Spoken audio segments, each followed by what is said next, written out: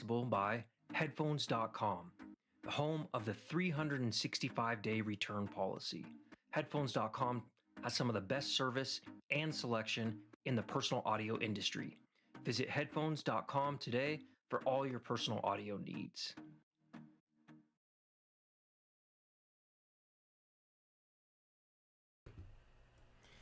What's up? What's up? What's up? How is everybody out there today on this beautiful Saturday?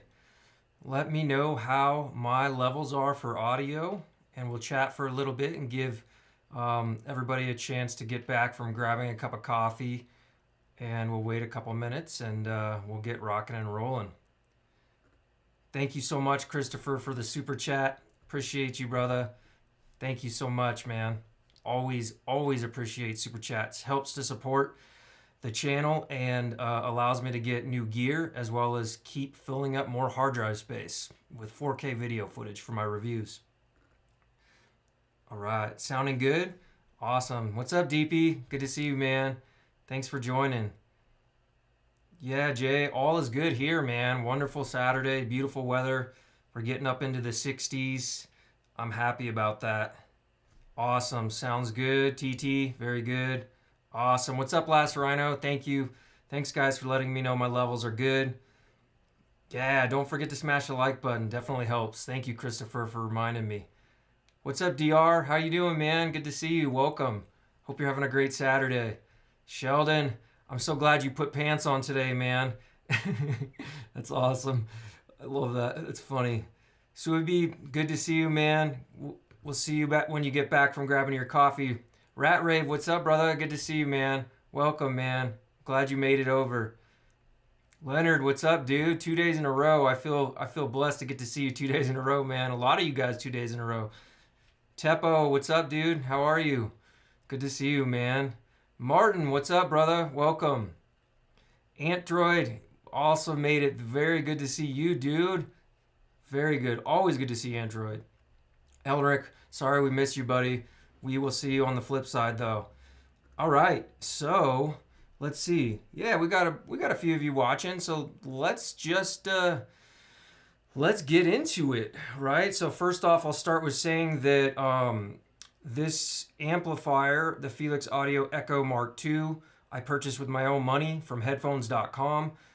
So all impressions and thoughts are my own. No one has compensated me for my impressions or thoughts on this amp. This will be, my initial impressions. This is not going to be a full review because I think you guys all know that as time passes, you learn more things about an audio product, especially as far as synergy. But I am going to get pretty deep into it because I did go pretty deep into trying different headphones with it. And I should have some good info for you guys today on my thoughts and my subjective opinions. Teppo's got the clear MGs. What's up, Tyler? Yes, man. Good to see you, brother. Thanks for joining. Protein shake. Yeah, man. I just had a protein shake. I did legs today. I was pretty exhausted from working out, but it was good. Awesome, Teppo. You've been waiting for this one. Good, man. I'm glad. I'm glad that we could bring this one for you. I always like trying to get stuff that is current that you guys are wanting to, learn about or get my impressions on, so I'm glad I could help in any way. Rat Rave, I'm glad you're here too, man. All right, let's see. Wow, from Stuttgart, Germany. Werner, I love it, man. That's awesome. Thank you for joining, brother. I've got to visit Germany. That is on my bucket list of places I have to visit. I've only been there briefly, but I really want to do the full Berlin electronic music scene. That is top of my list. All right. Yeah. TT, we'll get into that today in the Clear MG for sure. We're going to talk about my feelings on the Clear MG paired with the Echo Mark II. I'll let you know about that when we get into some of the sound impressions. 100%. Awesome. Cool. So I'm going to bring up my notes over here on this other computer, and just so I can be looking at some of those things and kind of follow along. I did go quite in depth with a lot of different pairings for headphones. So, and there's some that it does really well with, and we'll get into that when we go into it. So first of all, let me just pull up. Let me give you some of the, let's give you some of the sexiness first. There. Oh, there we go. That's better to look at than my big face. All right, so there she is in all her beautiful glory right there. So you got the Feliks Echo Mark II. And then I just took this in yesterday, the Burson amp. And I can give you a quick impressions on that. I've only had it for, not even 24 hours, so I can't go too deep onto that one. But if you guys have questions towards the end, I can definitely give you a little bit.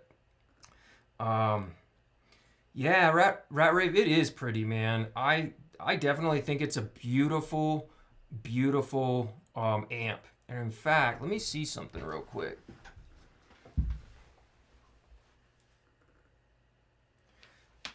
There we go. And tighten up the focus on that bad boy for you guys so you can see it a little better. So I purchased the Feliks Elise a few months back, and I tested that one proper in-home for almost 60 days. And I enjoyed it thoroughly. Obviously, if you haven't seen that review, it's definitely one you should check out after this live stream. But I will say that from a build quality perspective, from a looks and feel, when I say looks and feel, right? Like how it looks and how it feels to use it, like turning the volume knob, the markings for volume, the feature set that's built into it. That's kind of what I mean by looks and feel, right? And then overall design. I actually prefer the looks and feel of the Echo Mark II. And I'll tell you why. Now, I like the tubes and the way they're positioned on the Feliks Elise because they're larger and they have a larger glow. Although this guy glows pretty darn good. And in fact, if I cut the lights in here, I can show you in a little bit. It's got a pretty sweet glow from it. But what I like about this is, I'm a sucker for wood. Obviously, like you see the Bottlehead, you see the ZMF pendant on the table. And you can't see it as easily over there because it's not as lit from that side, but it does have some really nice side wood panelings on it. So that first of all kind of draws me in from a looks and feel perspective about the Echo. And then the next thing that I really like is that I think is something I wish they would do an update with the Elise, and maybe they will, like on a Mark III version or 2021 version or whatever, is I love the fact that they marked the volume knob.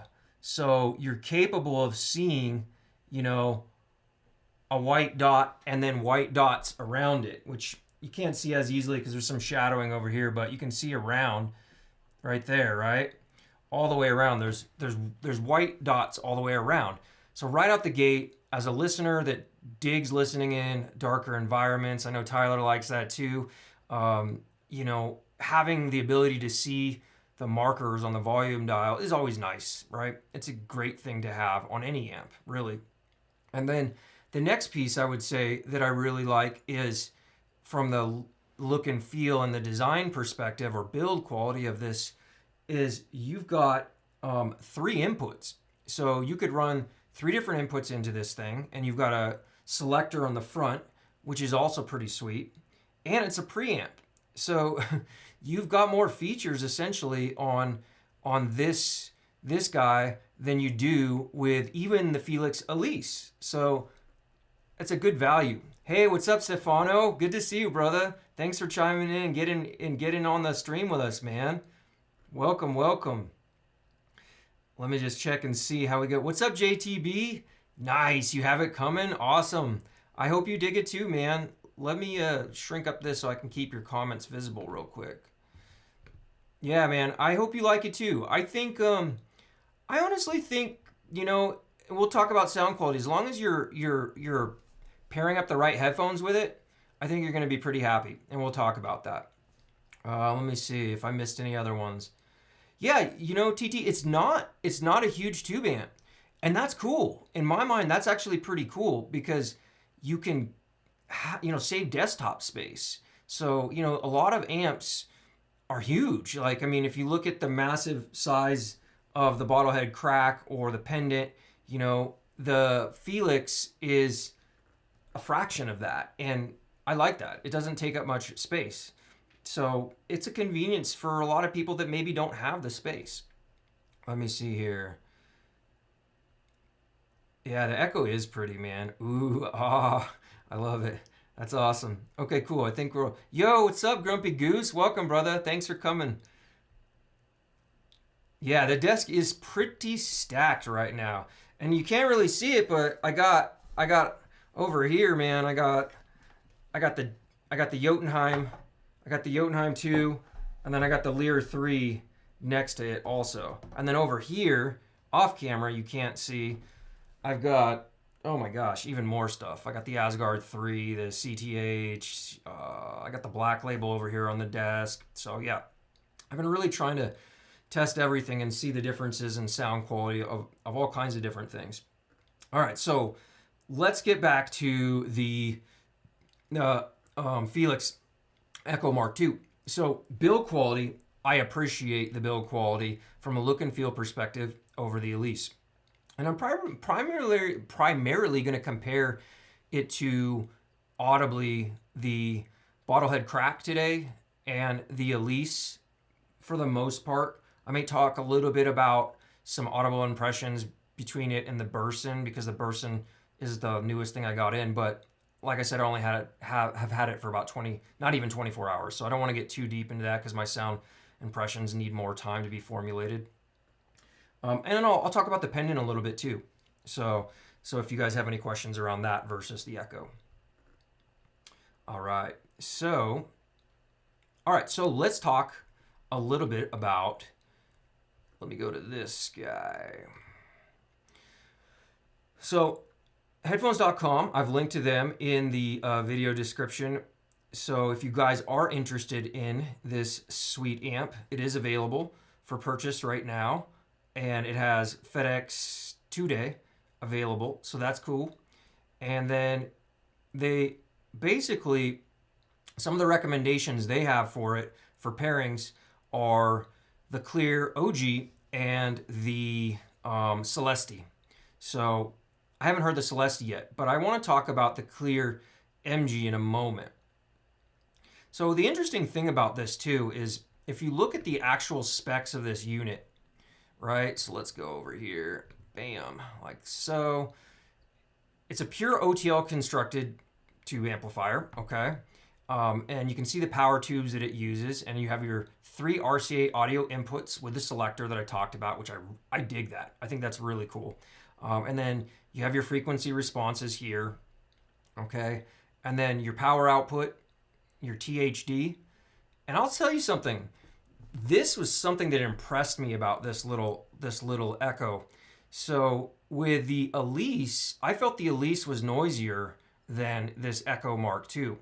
Now, I don't know if it was just the tubes that I got on that particular model were noisier, or if it was, just, I don't know, just unlucky or whatever. But I have felt that this is actually a pretty quiet little tube amplifier. And even to the point of it really rejects RFI really well. So I always do a cell phone test with tube amps, and I see at what range my cell phone will start to really trigger buzzing or humming in the tubes and in the amp. And I mean, I held my phone close to this guy, and it was really good at rejecting RFI. So I don't know if I just got lucky with some great tubes, or they've just done a really good job shielding. And, I'm impressed by that. So that's something I wanted to definitely add. Nice, Subib, you're getting the Soloist pretty soon. Man, it's a sweet amp. What's up, Kareem? Welcome, dude. No, don't apologize, brother. I'm just glad you made it. Dude, anytime you show up, I'm happy, brother. Thank you so much for showing up and supporting. Yeah, Bitter Buffalo, what's up, brother, by the way? Hello. The Feliks is very desk-friendly. This is a very desk-friendly or bedside tube amp or small desk. Yes, it super is.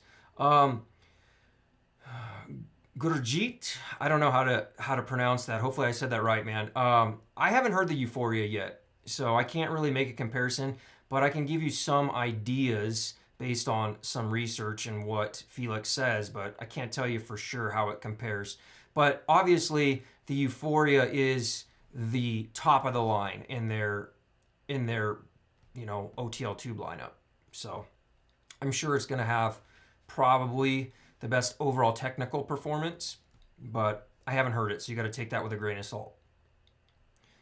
All right, let's see.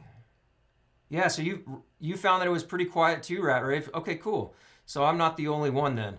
So yeah, impressive, because most tube amps, I mean, I've got to make sure the cell phone is like clear on the other side of the room or fully turned off. I was impressed by this. So it's, in my opinion, it's quieter than even the Elise Mark II. Okay, Stefano agrees too. He's heard the same thing.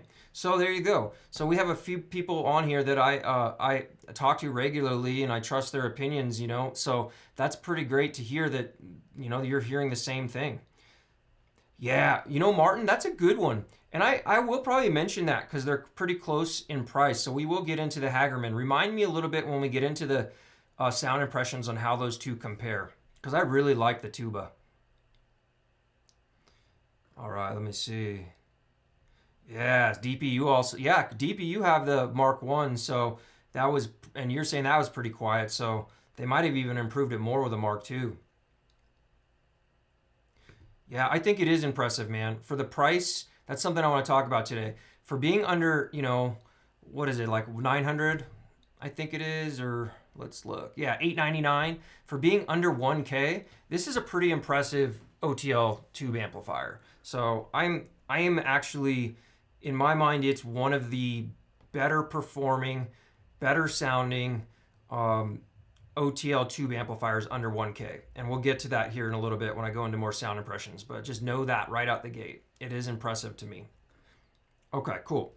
So I think I'm caught up on the chat, and let's get that lined up. All right, cool. So now here's another interesting thing, and we're going to talk about this a little bit. So optimal headphone impedance, 80 ohms to 600 ohms.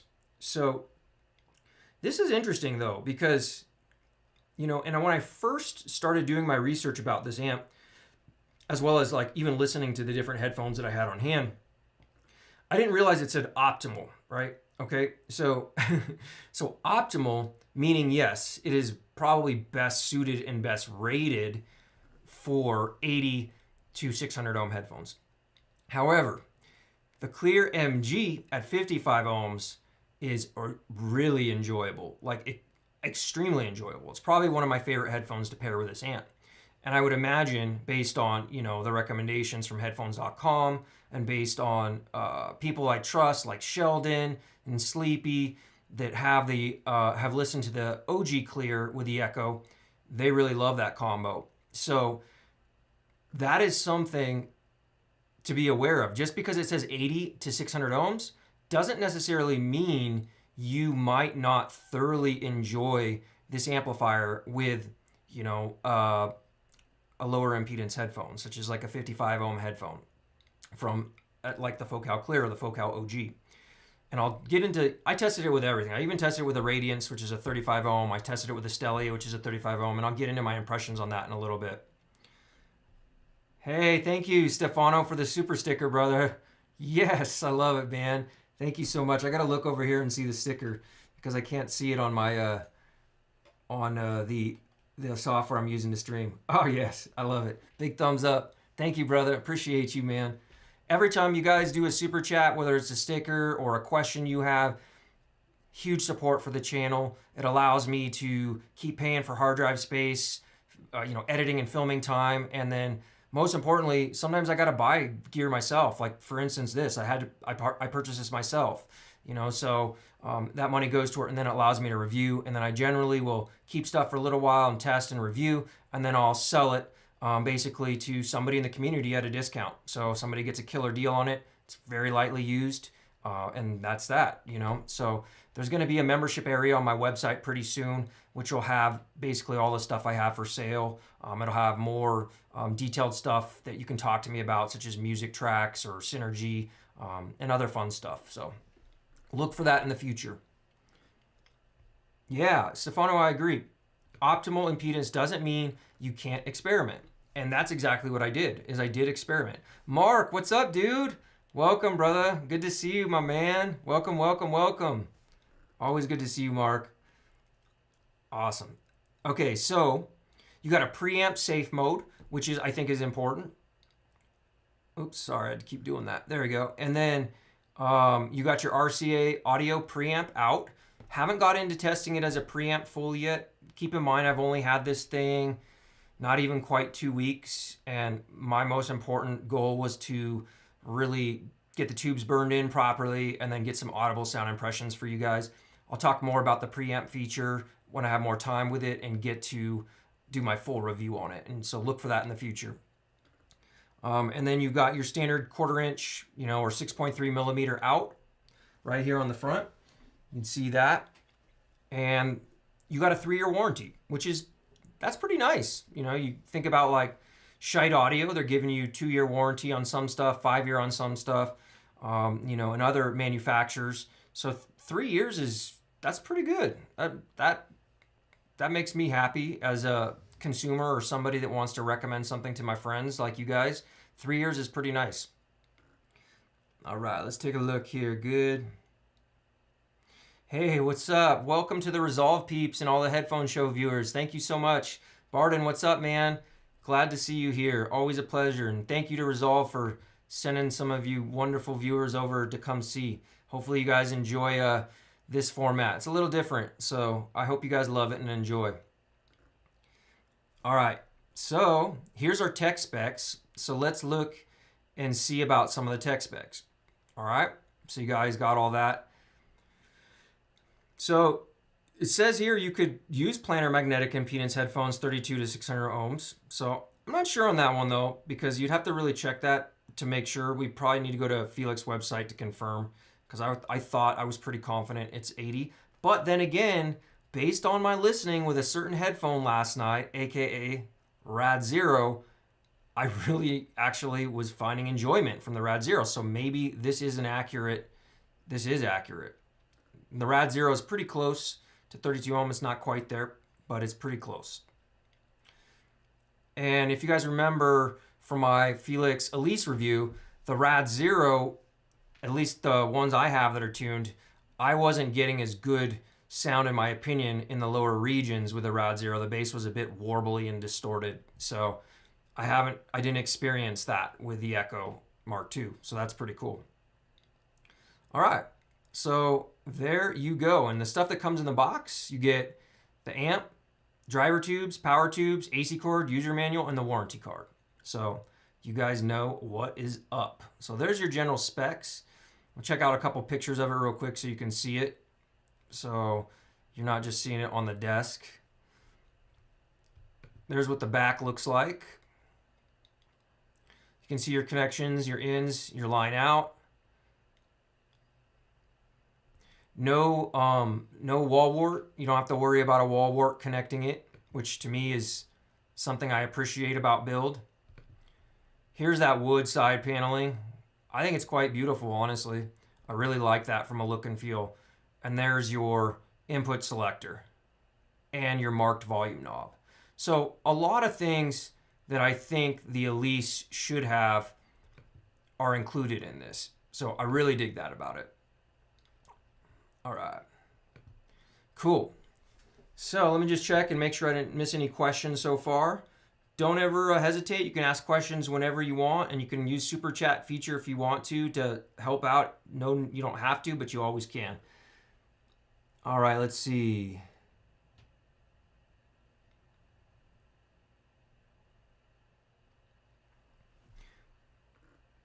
So good question, Jay.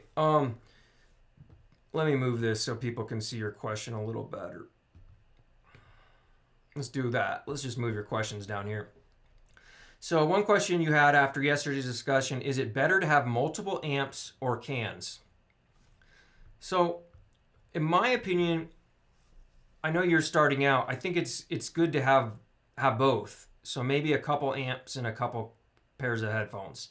Within your budget, within reason, don't put yourself into massive amounts of debt or anything like that. But I think it's good. I think it's good to have a couple so you can get a feel for the different sound signatures of amps and different headphones to really kind of hone in on what you like. I think that's really important, especially in the beginning, because you come to live streams like this, or you watch reviews by myself or Tyler or Resolve or other reviewers, and you get feedback and you get opinions subjectively from all of us on those different pieces of gear, whether it's an amp, DAC, or a pair of headphones. But really, you can't replace what you need, which is to hear it yourself, to really formulate what your opinion is and what you will truly like and the signature you're really all about. And that takes time to formulate, especially when you're first starting out. So I think, Jay, it would be good to maybe have a couple of both if you can budget for that.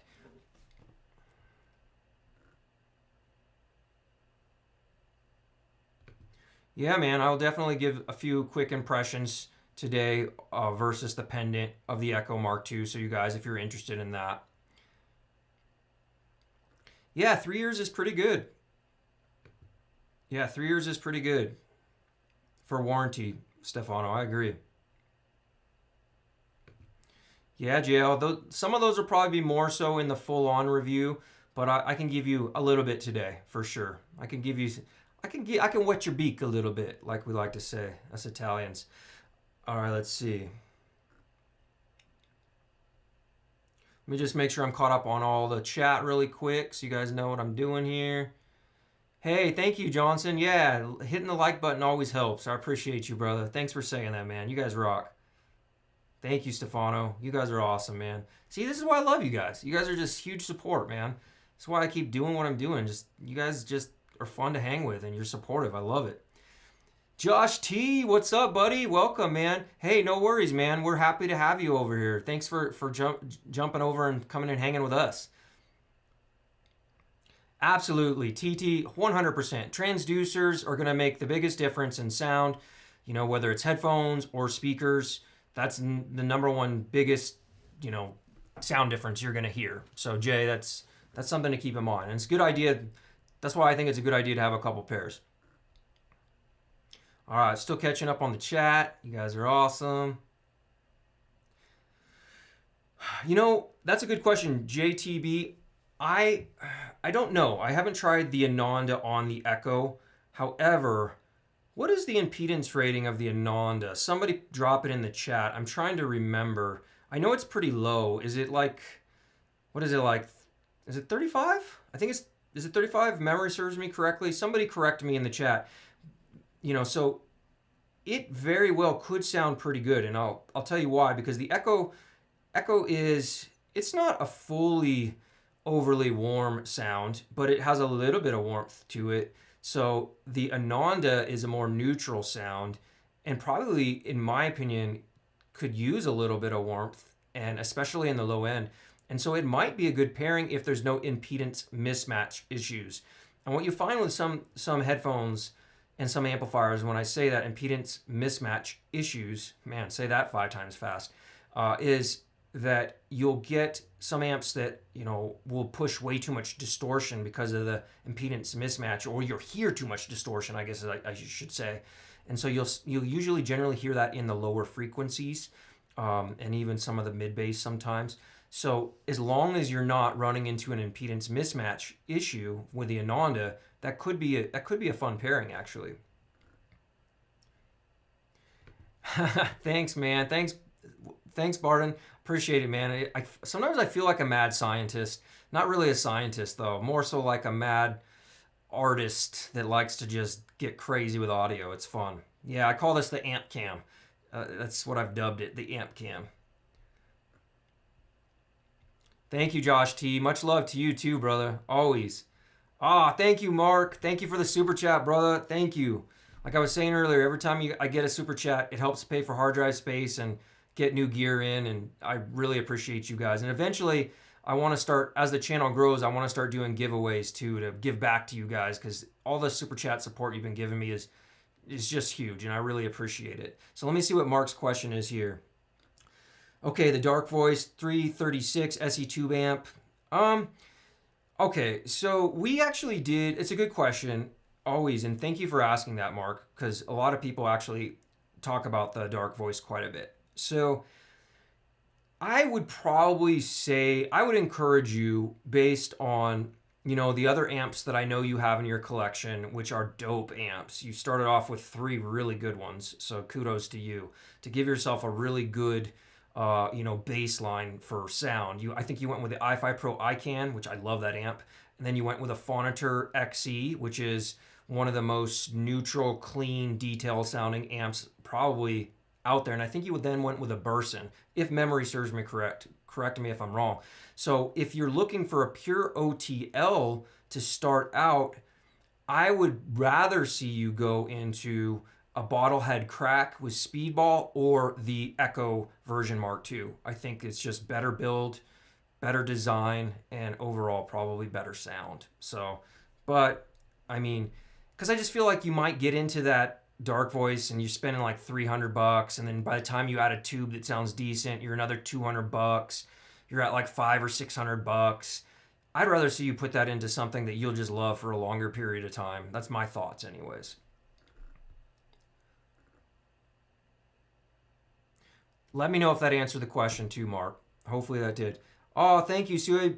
I appreciate it. Thank you so much for the sticker. I love those stickers. They're cute, man. My daughter would love all of those. They're funny. Thank you, brother. I appreciate your support, man. Yeah, actually, Barden, I do have some experience with the SU8, man. Okay, so I don't know if you're going to want to hear this, though, because my experience with it wasn't good. So I wasn't a real happy camper with the SMSL SU8. I thought that it had a bit too much glare for me, and it was a little too forward sounding, and it just wasn't my cup of tea. So, you know, I think that I believe that's a Sabre DAC too, and I had the version 2, so I have to say that I only had the version 2, so I don't know the difference between the SU8 version 1 and version 2, but the version 2 was not my cup of tea, and I generally don't recommend it for most people. But unless you really like a brighter, more shimmery, shiny, glary kind of DAC, and which could work with a really dark amp, you know, so maybe it could work to synergize with a darker amp, but it wasn't my favorite.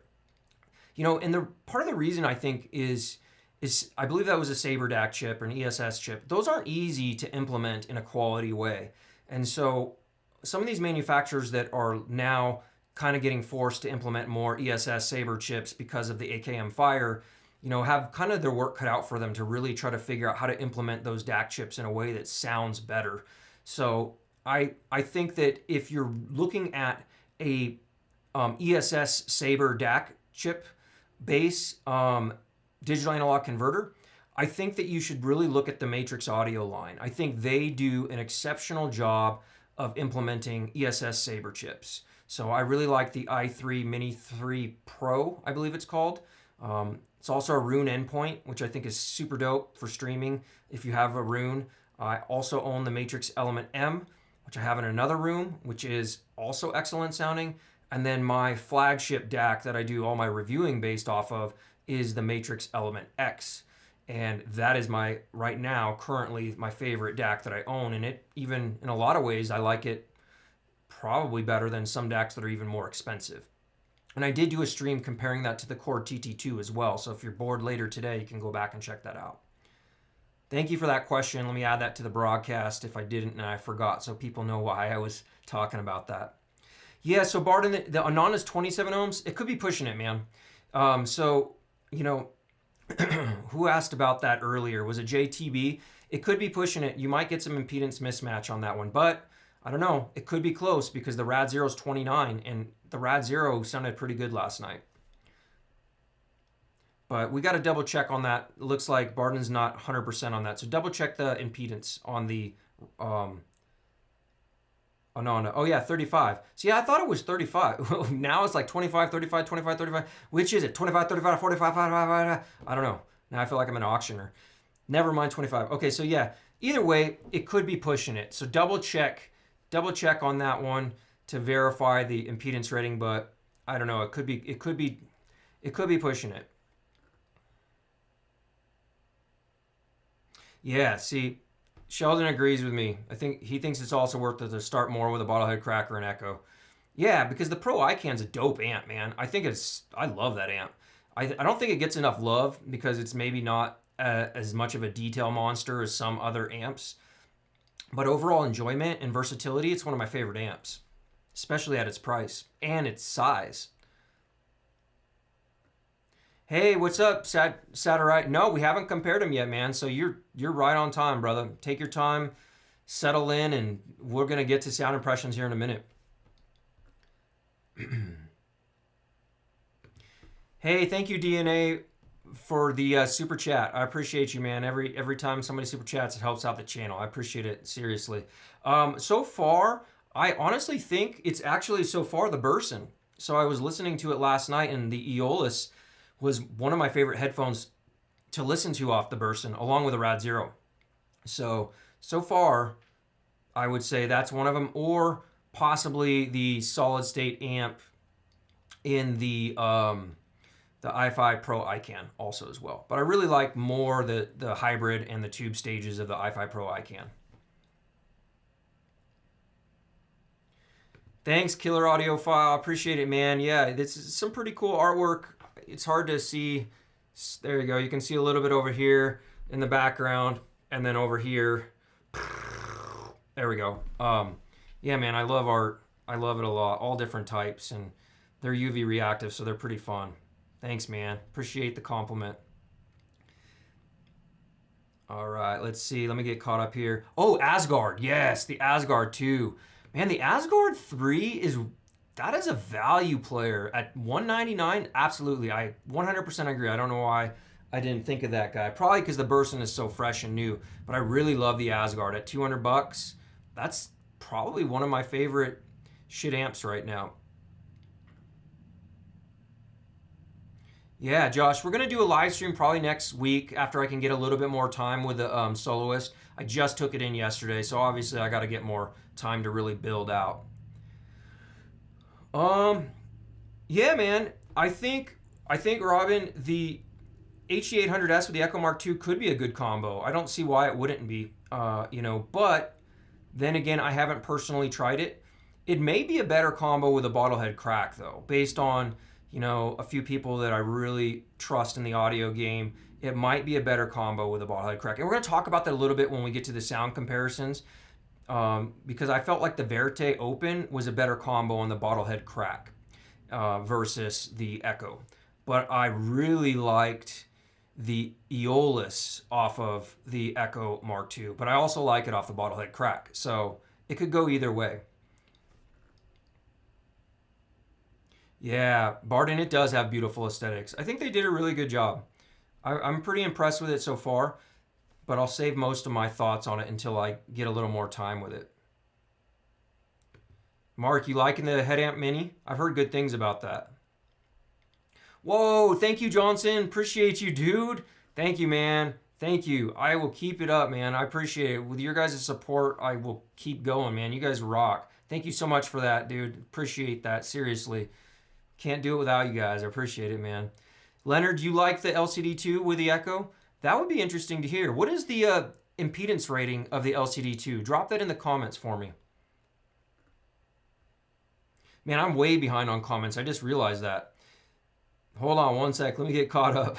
Have you tried the ZMF cans on the Echo? Yeah, Rat Rave, I really like the Aeolus on it. And I was just mentioning that a second ago, and I'm just so far behind on the comments. Hey, what's up, Emma? How are you? Thanks for joining and welcome.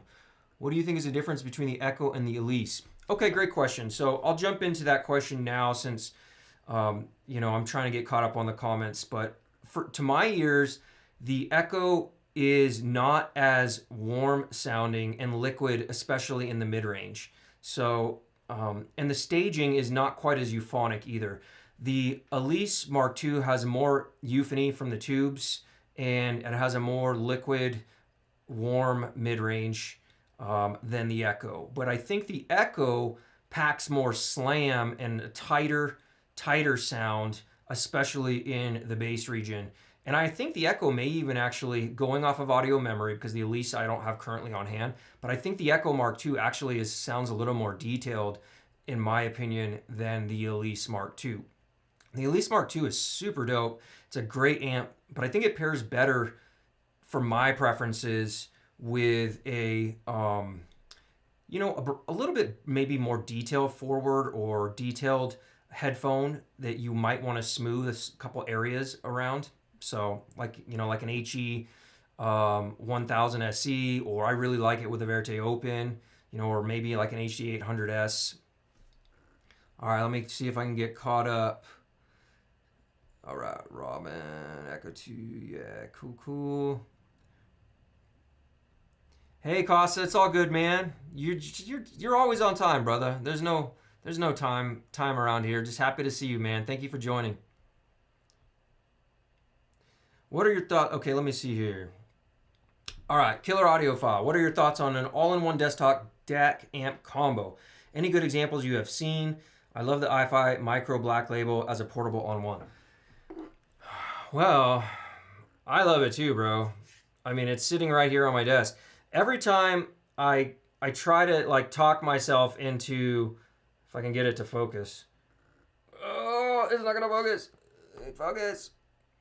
Every time I try to talk myself into selling this thing to get more gear into review, I just can't. I just love that little portable amp. I mean, and especially with the X-Base feature and the 3D matrix. So, you know, traditionally though, I would say, to answer your question, Killer Audiophile, which I love that name, by the way, I prefer separates most of the time, but I like the matrix all-in-one units if you're using them with low impedance headphones, like 32 ohm, you know, up to about 55 ohm. I think it's a they fit a sweet spot right there out of the balance, you know, especially the Matrix Element X or the Matrix i3 Mini 3 Pro. And the matrix-element-m does a pretty good job as well, even though it doesn't have a balanced out. So, you know, the Cord TT2 would be endgame for an all-in-one unit with an amplifier and digital analog converter all in one. So I think some of the Cord stuff does a really good job with it, and so does some of the iFi stuff as well. But primarily, I generally, for the most part, like separates because you generally get a little bit better performance if you go separates, but it costs a little bit more. And you know, so it's a convenience trade-off thing usually, unless you talk like TT2. The Core TT2, there's no real trade-off, but it's $5,500, so you would expect that from something that's $5,500. Gurjeet, so based on my conversations with Zach from ZMF, he thinks that the Euphoria and ZMF headphones pair extremely well. So I've talked to Zach about that, and he even has tubes that he loves, and he has a Euphoria at his office in Chicago. All right, I'm almost caught up. On the comments. TT likes the Jotunheim 2 with ZMF tour, but considering the Echo 2 is an upgrade, I think it's a good thing to consider. I think it's one, I mean, for under $1,000, it's a player. It's a player for sure. There you go. And DP knows because DP owns the Tour and the Echo version 1. So there you go.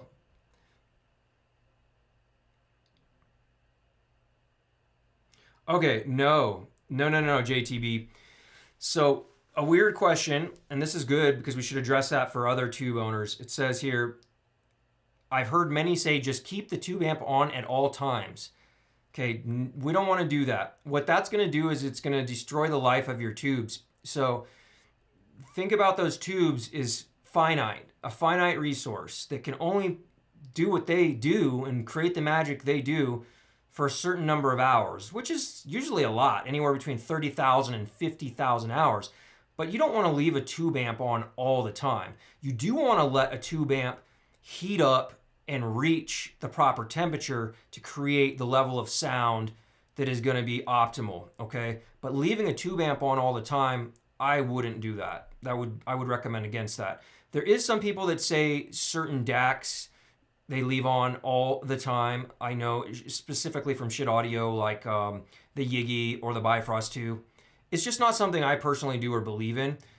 I'm a firm believer on save electricity, turn it off. You know, I don't know, maybe that's the way I was raised, but turn it off when I'm not using it. When I get home from work or if I know I'm listening, I just know in my mind, I go in, I flip everything on, including the DAC. Let it heat up, let it do its thing with the amp, letting it, let the magic start happening, and then go on and do a couple things around the house. And then once it's had enough time, I go over and I start my music. So I would recommend against leaving a tube amp on at all times, for sure. All right, let's see. JL just got a Echo Mark 1. Tried it with the VC. Yeah, cool. Sounds like you like the amp but are wondering about warmer solid state and hybrids for less tube upkeep. And I think, honestly, a lot of people think that tube upkeep is like such a, it's something you're going to run into constantly. As long as you're not leaving them on all the time, I don't really feel that tube upkeep is as bad as some would make it out to be. So I wouldn't sweat it, man. But there is some great hybrids, like the one we were talking about, the i5 Pro iCAN. If you want warmth and you want dynamic sounding with tubes and a solid state all in one, that's one to check out. That is one to check out for sure. I did a review on it, so check out that review maybe after the stream and see what you think, and that'll give you a good idea. But, spoiler alert, it's one of my favorite hybrid tube amps for the money. Hey, thanks, Luro, I think, or Airuro. I'm not sure if I'm pronouncing that properly, so I apologize if I didn't. So far, I really like the Burson with the ZMF Aeolus.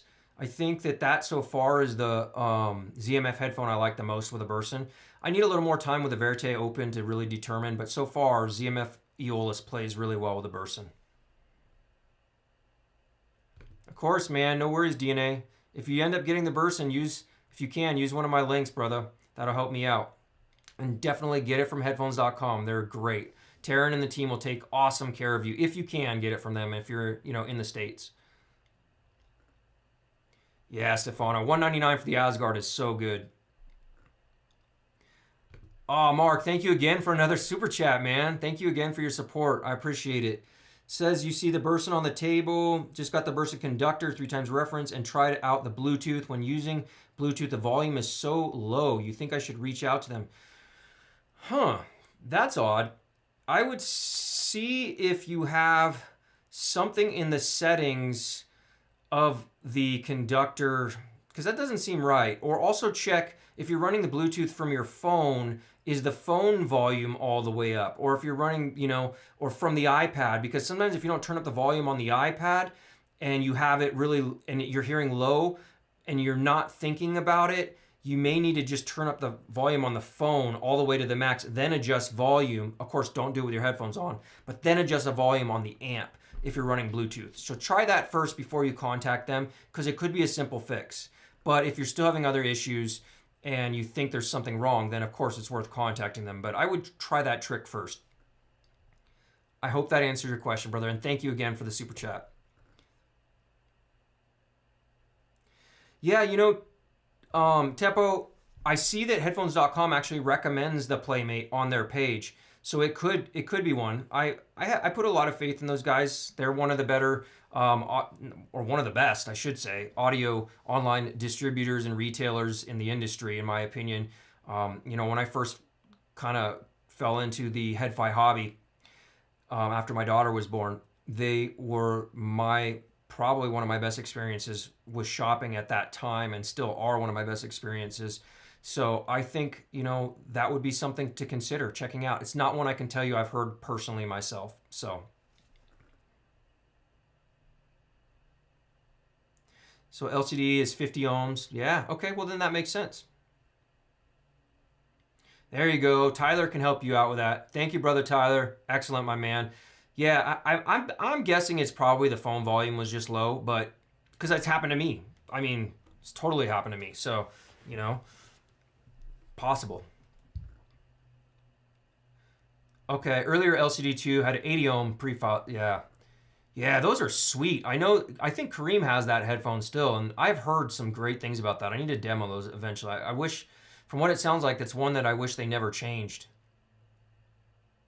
I know, JTB, it does, right? The i5 Pro, or the i5 IDSD Micro Black Label, that bass boost is sick. It sounds better than EQ to me, too. All right, I'm almost caught up on the chat. You guys keep dropping them so fast, it's hard for me to catch up.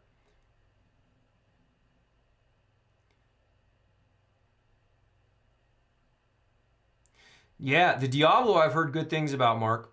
I've heard good things, but it doesn't have the bass boost or the 3D matrix. If that thing had the bass boost and 3D matrix, it would be like a no-brainer. But I know their signature does, so I mean, obviously they have differences. It's more powerful, cleaner, from what I've read, but yeah.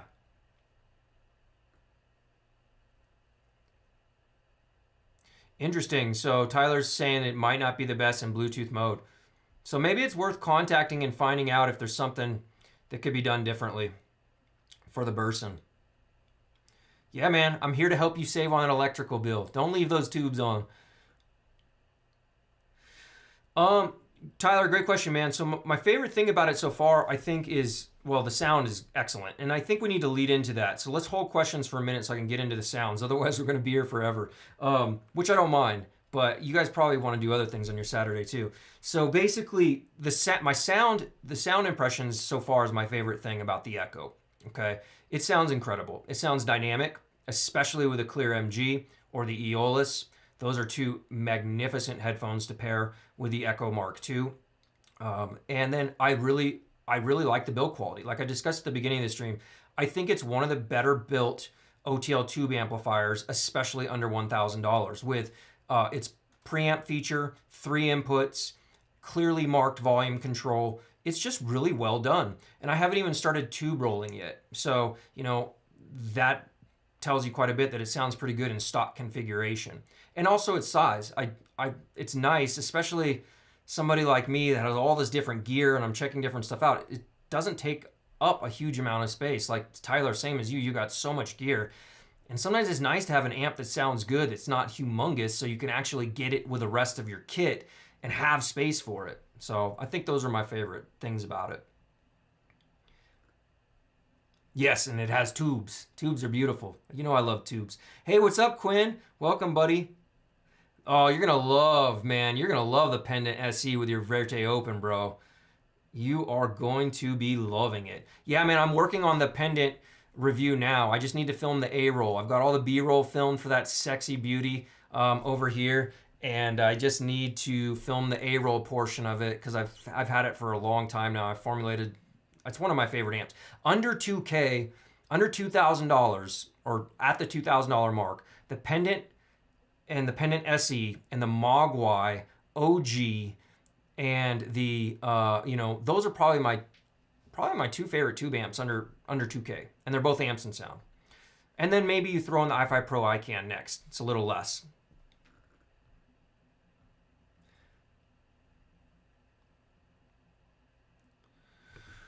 Oh, good question, Kareem. I mean, the pros I think would be some of the stuff I mentioned, right? So the sound quality, the build quality, I think would be two. Of course, like look and feel would be a third of a pro. Con wise, maybe the fact it doesn't have multiple taps. If it had multiple taps and you could use it with even more impedance headphones without any issue, that could be maybe one thing that could be a con. But honestly, I've used it with quite a bit of headphones and still enjoyed it, so it does pretty well. Maybe another con is it's hard to keep in stock. So if you like it, buy it because it doesn't stay in stock very often. And then other than that, you can't use it with IEMs. I wouldn't recommend it with IEMs, so that could be a con. Hopefully that answers your question, brother. Love you, dude. All right. Oh my God, I'm almost caught up. All right. Bifrost 2 and Lyre 3 can grow your beard back. Well, I don't know, man. I sold my Bifrost 2. I do miss it. But I do have my Lyre 3, and my beard doesn't stop growing. Yeah, it is. The Echo is a clear and fun sounding. That's a good description. It is. It is very clean, and it's very enjoyable and energetic, and it does slam. And so far, my favorite headphone, like I mentioned I think a moment ago, would be well, two, is the Aeolus and the Clear MG. Those are my two favorite headphones. And so let's talk about that sound impression wise. The Clear MG is a 55 ohm headphone. So it's not like optimal according to Feliks, right? So, but the Clear MG is a super, super neutral, in my opinion, headphone. I don't really hear it being tuned like, really bright or really warm. I just feel like it's pretty transparent, which is cool, especially if you have different gear you want to try it with. And what happens when you put the Clear MG with the Echo version Mark II is you get this really dope bass lift. And so if you're an inner child as a bass head, or you listen to music that has great bass in it, like electronic music, or like I was listening to AC/DC last night, and just the bass guitar and the electric guitar with a bit more meat just sounds so much better. Or when the kick drum hits on, some metal songs, right? It just sounds so much better than just having, maybe a slightly cleaner, bass hit, but without nothing that it doesn't move you as much. So what I really love about the Clear MG and the Echo is that it takes that headphone that's so neutral sounding and it really gives you some extra love in the lower frequencies and a touch more in the mid bass that really makes those headphones come alive and just really rock with like rock music or metal or electronic or pop. It just really, now if you're a hardcore classical music listener, I probably maybe would not say that that's the best way to go, because you really are listening for the transients and the music and how it shifts between instruments and the staging. And so you probably want to match it, and you might be better off with like a Euphoria or something like that. But the Echo with the Clear MG is a sick combo. And then the Aeolus, to continue to answer your question, the Aeolus has really great mid bass and a great mid range, and it takes those two qualities and it basically intensifies those, and it just sounds fantastic. And you get a bit more 3D euphonic staging as well from the Aeolus, which is nice because the Aeolus is somewhat intimate. So and so is the Clear MG for that matter. And so it helps both of those with the euphony of the tubes and the staging, and it creates a little bit more holographic imaging, which is just so enjoyable. So I hope that answers your question, Leonard. But so far, those are my two favorites with the Echo. All right, let's see here. Yeah, there you go. So just what I was saying. Sheldon and I are generally pretty aligned most of the time. We're brothers from another mother because we like a lot of the same listening stuff. All right, let's see. Thank you, Mark. I try to keep my beard game off the chain. I'm always trying. Hey, thank you, Rob WC. Appreciate you, brother. Thank you, my man. I will keep up the good work, and I appreciate your support, man. You rock, dude. Can't do it without you guys. I say that all the time, but I really, truly mean that. Thank you, dude. All right, cool. I'm caught up for the first time. All right, sweet. So let me go check my notes, because I got music I reviewed with this for you guys. I got different headphones. So one of the first tracks I did was Africa, Toto, PCM 192, okay? So off the Toto album, okay? So I listened to the Focal Clear MG, and it had great impact. Staging still sounded fairly intimate, but the vocals were pulled really close and in a really great way. The drums had extremely nice weight, and cymbal splashes really sounded excellent, okay? So I'm just going over all my notes over the last 2 weeks that I listened. I didn't notice any notable noise floor issues, which I've kind of already discussed. And the Echo seems to add a bit more lower end energy, pushing the Clear MG to sound a little thicker in the bass in the mid-range, which is actually what I was preferring for those headphones. So just for enjoyment listening, not being analytical, if you will, okay? And then in comparison to the Bottlehead Crack, the Clear MG is a no-go. So right there, if you're trying to decide between the Echo and the Bottlehead Crack and Clear MG is your main headphone, or the Clear OG, well, it tells you right there that you probably would be better served by the Echo, because to 200 ohms and up for the Bottlehead crack. So I couldn't test that. Well, I did, and it didn't sound good. So overall, the Focal Clear MG has been really enjoyable for my notes. However, if you're a super analytical audiophile type that doesn't like any additional warmth and you want pure neutrality, well, you're not going to get that with the Echo, because you're just not. You're going to get a little bit more of what I was just saying. But I love it. And I think for relaxed listening and just enjoying music and just tapping your toes and really just vibing out, it's dope. All right, next track I did was Michael Jackson Thriller PCM 176.4. Okay, this was, oh man, his recordings are so damn good. And then Sheldon sent me another Michael Jackson track that I did later. Hopefully, if we have time, I'll get to that. And a bunch of you guys sent me some great tracks, by the way. And I'll talk about some of those.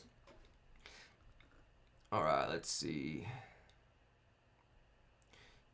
All right, let me make sure I'm not missing anything. All right, cool. So let's go to Michael Jackson.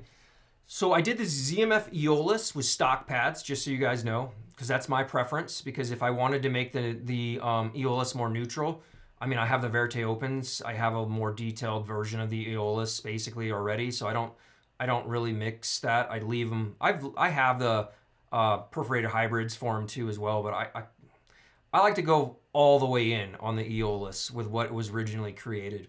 So it was very energetic, fast, quick transients, while still having that nice mid-bass bump and good little bit of extra sub bass from it as well. Like I said earlier, a more enveloping soundstage and pretty darn good dynamics. Jackson's vocals sound a bit closer in presentation with better definition versus the Bottlehead crack.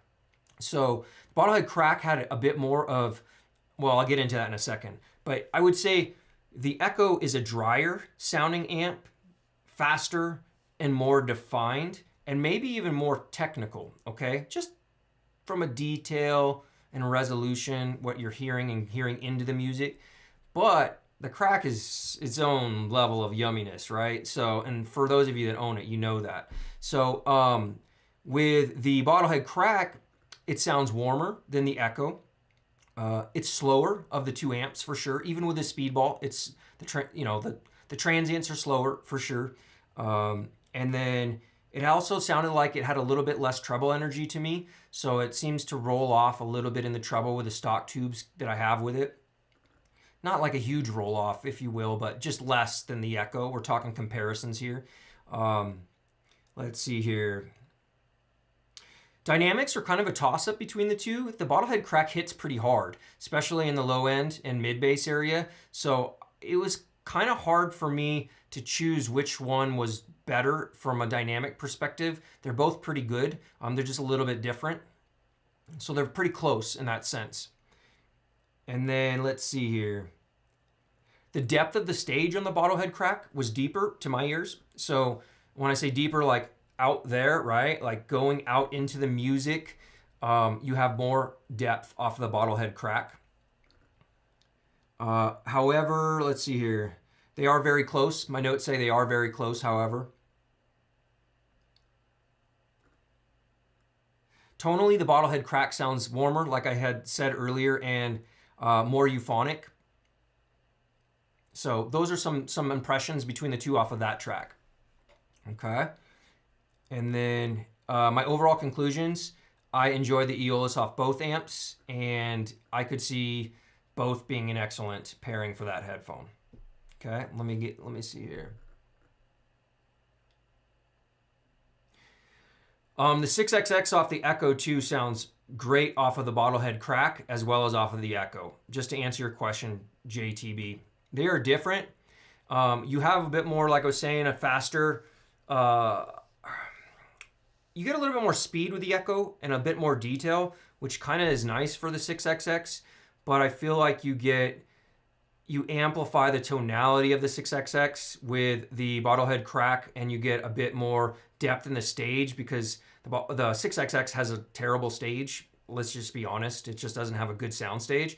So the Bottlehead crack really helps. So they actually are both good in different ways. They both help that headphone to sound better in different ways, if that makes sense. All right. JTV, the echo really enhances MJ's. Yeah, they do. They sound good. All right, let me keep going through and I'll try to come back around for questions here in a second. All right, so the Verite Open with the Verite pads. So I tested those in stock configuration as well. And the track I used for this was Dreams Fleetwood Mac PCM 96, 24-bit.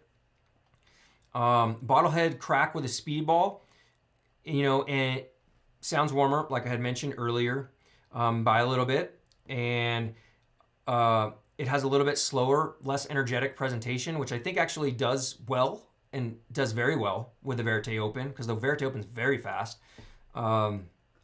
Strings are a little bit less defined in the mix, like, you know, they're not as pushed forward as much, as well as vocals, and there's less cymbal energy with the Bottlehead crack.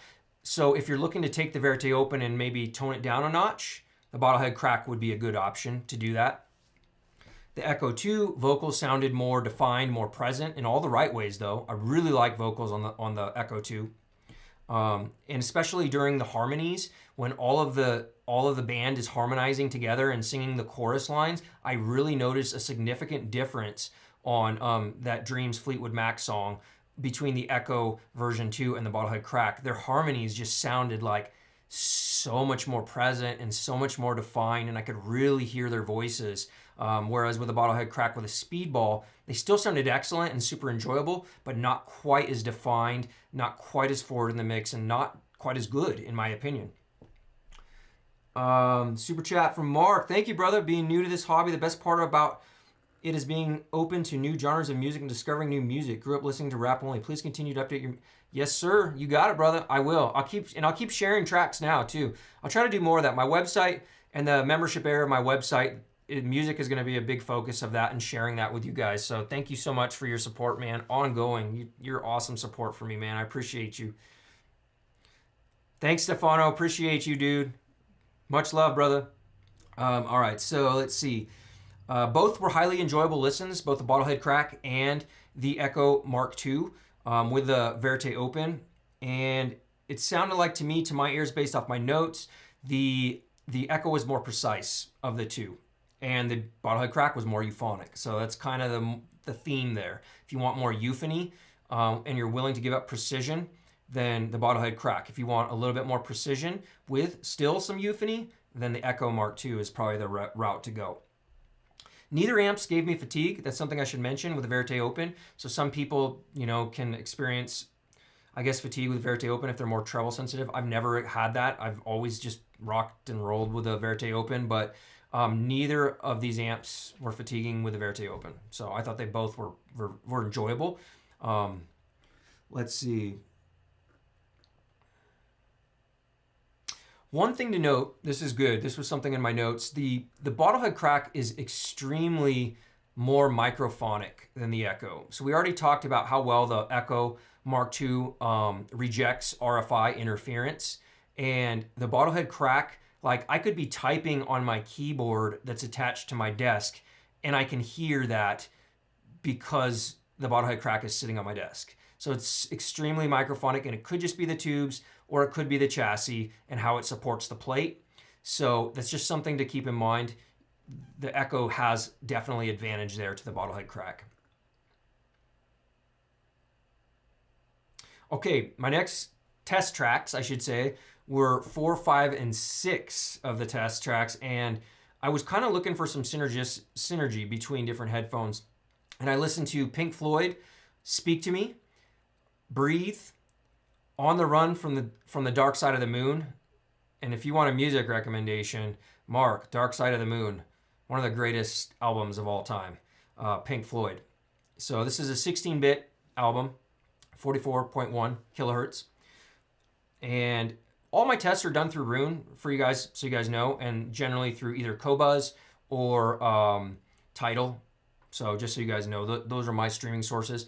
I used Amazon Music for a long time too, and I like them as well. And if they had implementation with Rune, I would probably drop Tidal and keep Amazon Music, but they don't implement with Rune yet. So Amazon Music, if you're listening, implement with Rune, please. All right. So let's see. All right, so more kind of what I said, if you're looking for a more synergistic pairing with the Verite Open, I probably would say between the two, I would lean towards the Bottlehead Crack. For just sound only, I would probably say, under that $1,000 price point. If you can go over the $1,000 price point, I'd look at the Elise for the Verite Open. I would look at the ZMF Pendant SE for the Verite Open, or maybe even the Mogwai OG from Amps and Sound for the Verite Open, okay? If you can go above that $1,000 threshold, as well as the i5 Pro iCAN was also super enjoyable on the tube stages for the Verite Open. Okay, so there's a few more impressions for you guys. I hope this is valuable for you guys and giving you guys some ideas. All right, let's see. Okay, we already talked about the Aeolus and how much I love the Aeolus already. All right, so let's get into some of the focal stuff.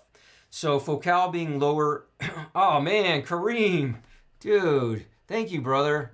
You are awesome, dude. Thank you so much, my man. I appreciate you, my friend. Seriously, that is huge.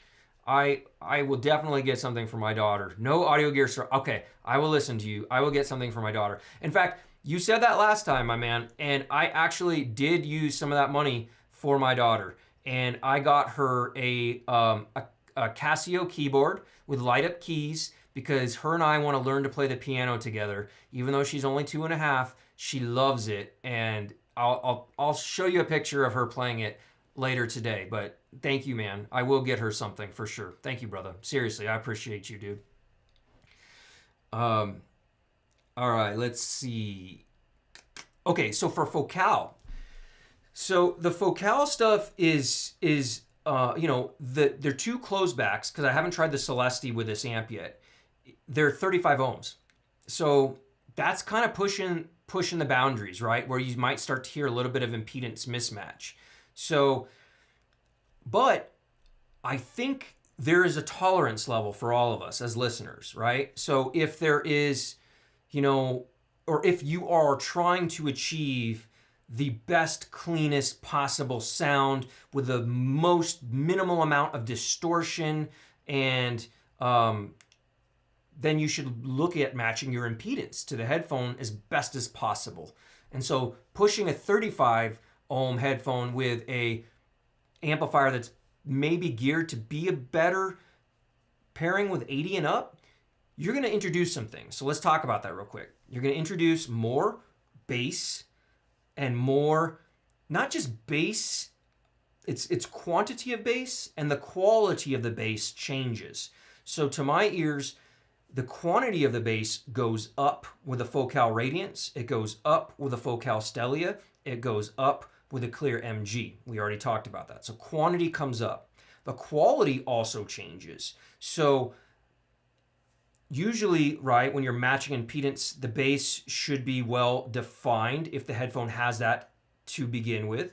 So what happens with the Focal Radiance, because that's the bassiest, at least in my opinion, of all of the Focal headphones, I think Tyler agrees, is that you get even more bass, and it still slams really hard. Like the echo slams, like that's something to be aware of. It has a punchy sound to it, which I really like. But what happens is it kind of takes from a tighter bass punch, and it's more of like a vibrational bass punch. Like if you were in a dome at Burning Man and there was giant subs all around you, and those subs were just hitting, you're like feeling that bass. It's not like as tight of a punch bass. It's more of like, whoa, like a rumble bass, right? And that's kind of what starts to happen with the Radiance. So depending on your threshold for maybe a slight bit of introduced distortion, as well as increased in the sub bass and mid bass region, you may or may not like that. So I think it worked with some genres of music, like some electronic music, like, you know, where it's recreating for me, like in my mind, that same feeling of being at like, you know, a festival and hearing music in that same, like a dome type environment or at Burning Man or something like that. I could relate to that audibly and enjoy that with electronic music. However, where there's some music, like take Billie Eilish, for example, that's heavy already in bass on her Grammy Award winning album. And if you're not careful, too much introduction of bass into a pair of headphones will actually start to step on her vocals. Or Lana Del Rey off of several of her earlier albums, you can find the same thing, whereas if bass is pretty heavy and prominent on the music track already, and then if you're introducing more bass into it from the amplifier due to a little bit of an impedance mismatch, that tends to step on her vocals. So it's gonna be a real kind of like maybe, right, for you. I don't want to say one way or another you're going to be okay with it, because this is going to be a real preference thing. So I think, you know, if I was going to choose a tube amp for like the Focal Radiance, I think the Lear 3 is a hybrid, or the i5 Pro iCAN, you know, because it's a hybrid, or you know, the ZMF pendant over here on the desk off of the Low Z, you know, something that maybe would get a little bit closer with the impedance matching would probably be the optimal for the pure, more pure sound.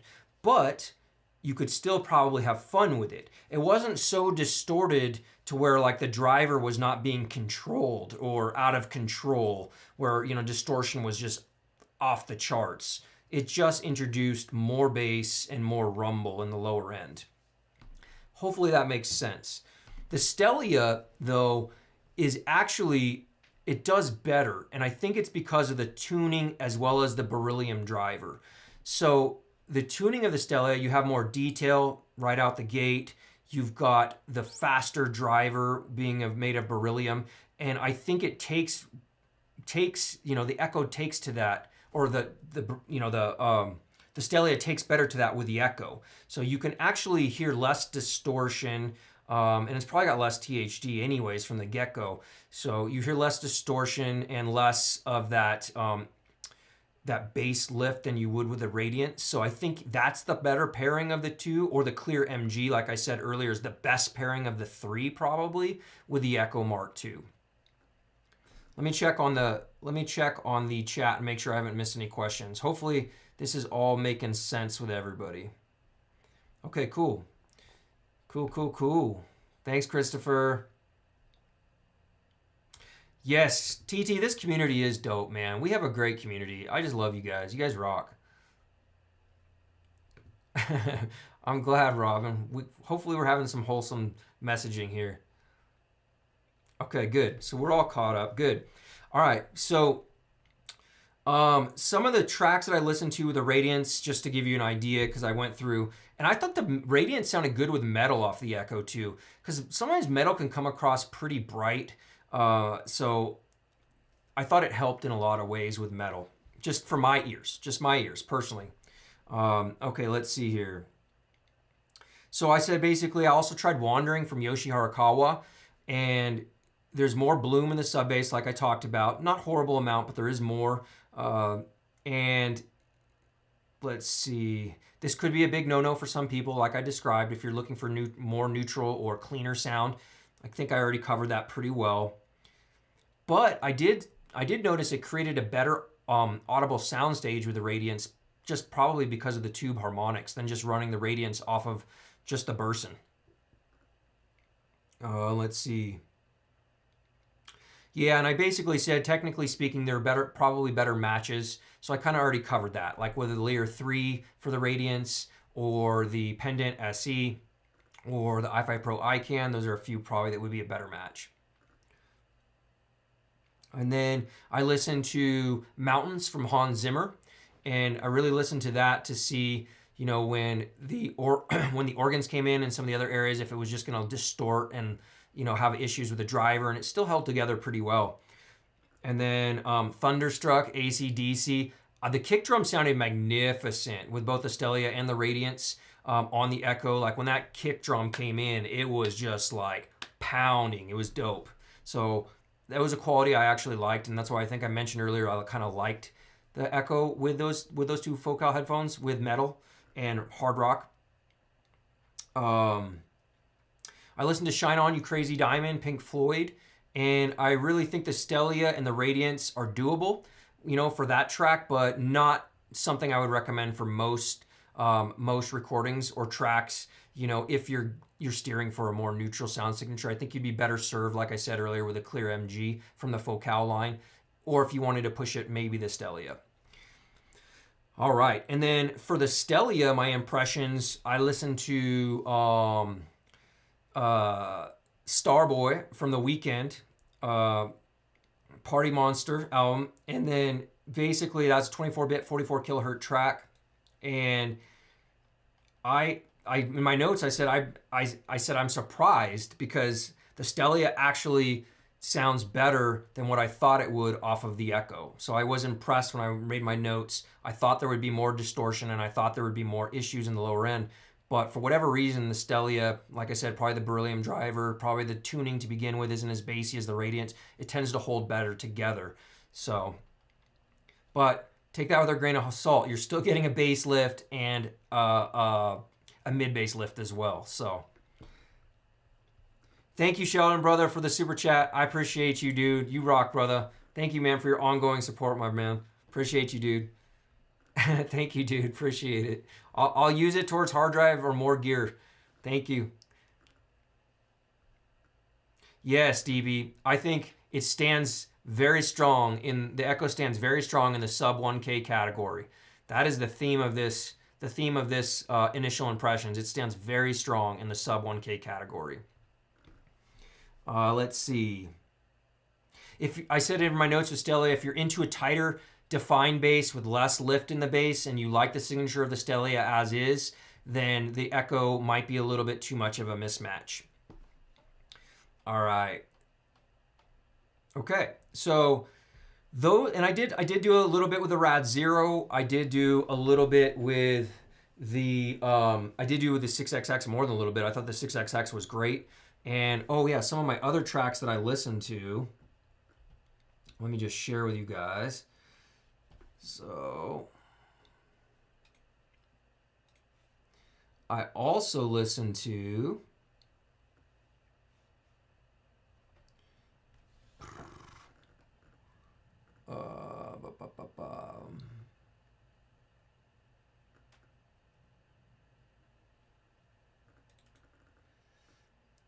okay, some of the other ones that were shared. Brandon shared with me Brian Bromberg, It Is What It Is. Oliver Koletsky, Fire in the Jungle. And man, that Fire in the Jungle album, if you like electronic music, I got stuck on that.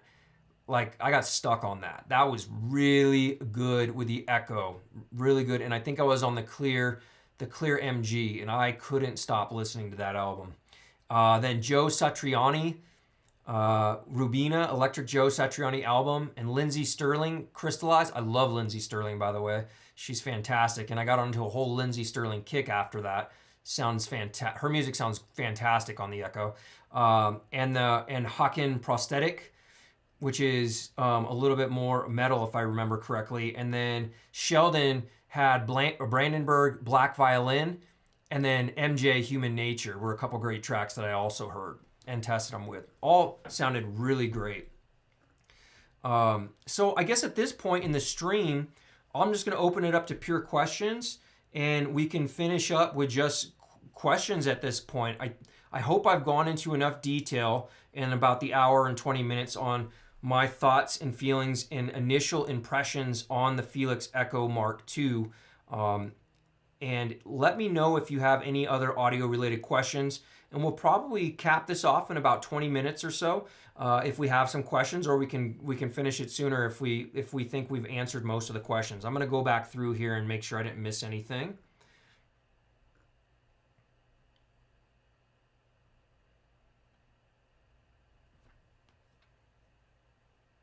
Okay, Tepo, it says, I'd love to hear what tube amp would be the best if you only have the clear MGs and the ZMF VCs.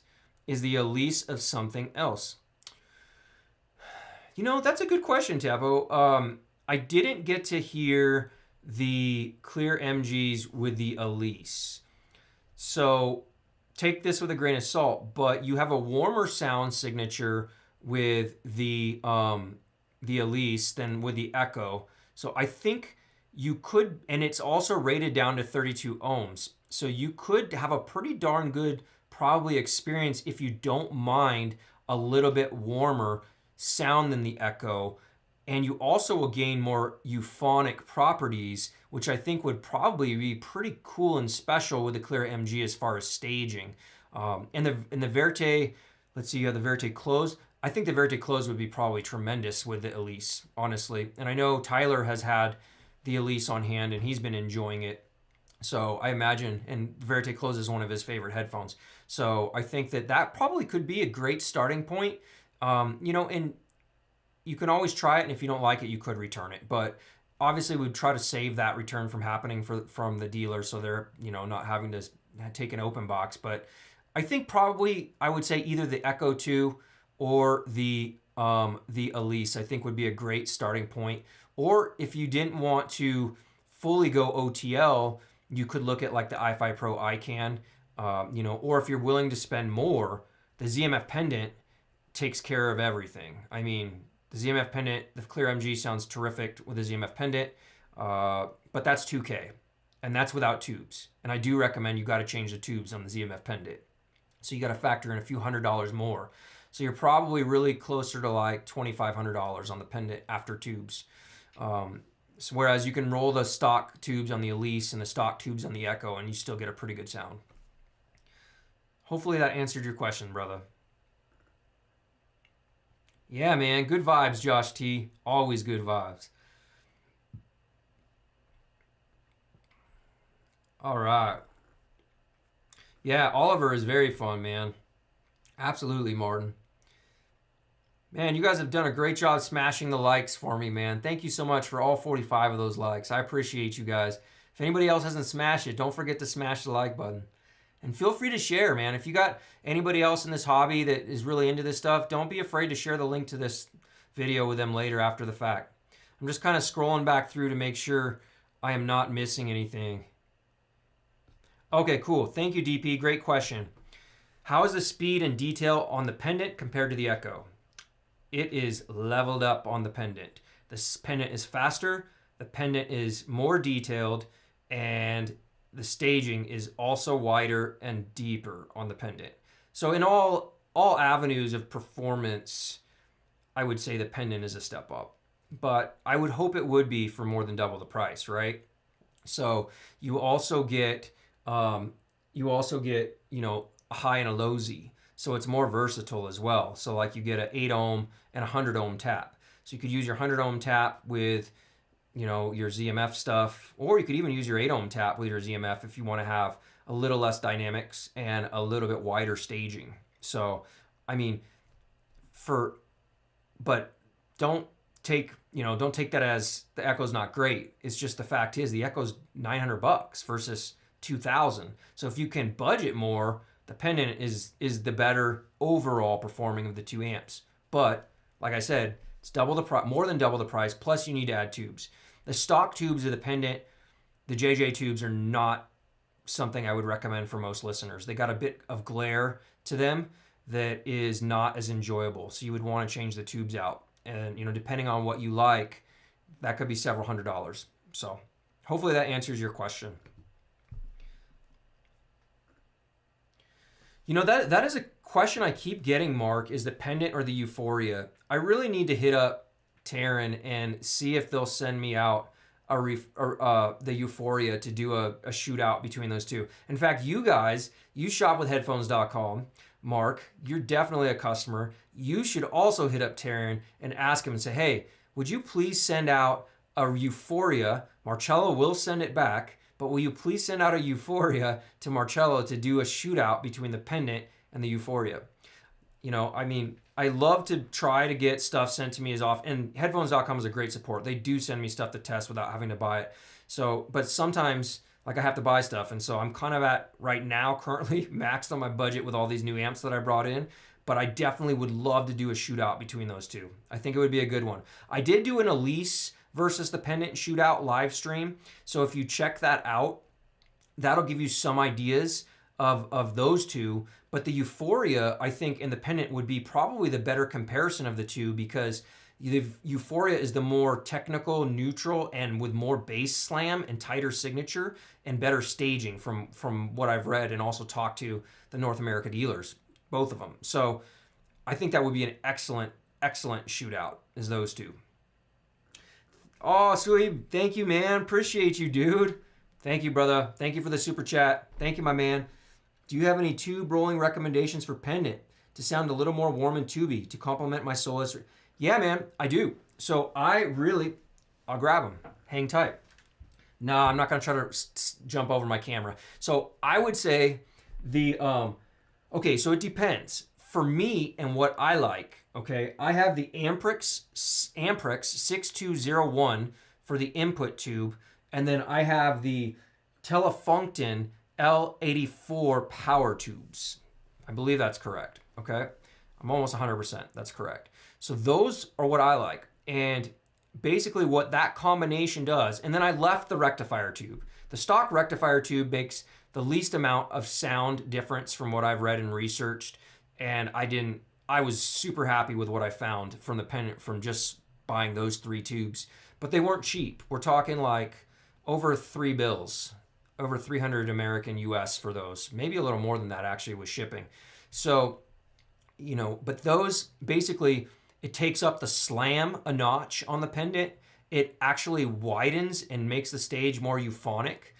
And it tilts it a touch warmer than what it is in stock configuration, while still maintaining all of its strengths of speed, image definition, excellent staging, and overall performance. And it still sounds pretty neutral, but with a touch in the right direction, I think. So for my ears and my preferences, so that's my favorite combo. And I was gonna save that to put it in my review, but you asked and you supported the channel with a super chat. I'm giving it to you right now. So there you go. You heard it here first. All right, let's see. And I think from the second part of your question is to complement your soloist. I think that the soloist is still, it's still a solid state amp. So I think there's good stage depth with it, but the pendant outperforms the soloist in many ways, right? It's got a wider stage. It's got more euphonic. It's honestly, it's more detailed. The pendant is like, it's not your typical tube amp. Let's just put it that way. The pendant performs better than a lot of solid state amps from both detail, staging, transient, speed, presentation. The pendant's a very special tube amplifier. Like there was a time I was considering just not even having a solid state amp for reference and just using the pendant because the pendant is that good. So just for, take that for what it's worth.